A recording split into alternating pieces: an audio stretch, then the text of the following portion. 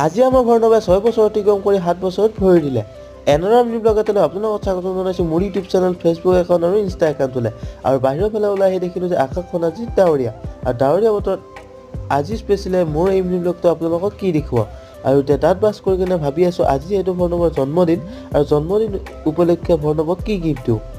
আৰু সেই ভাবি কেনে মুখখন ধুই এতিয়া আহিলোঁ ঘৰলৈ।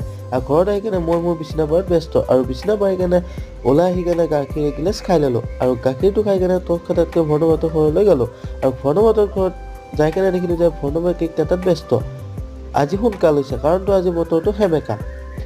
আৰু আমাক খাব দিলে কেক, চাহ আৰু পায়স। আৰু পায়স, কেক, চাহ খাই কেনে ভৰ্ণৱক দি দিলোঁ গামোচা এখন আৰু নগদ 1 টকা এটা। আৰু ইয়াৰ জন্মদিন খাই আহি কেনে ঘৰত অলপ টাইম থকাৰ পিছতে নৱ ভাই আৰু মই ওলাই দিলোঁ ফাষ্ট ফুড খাবলৈ।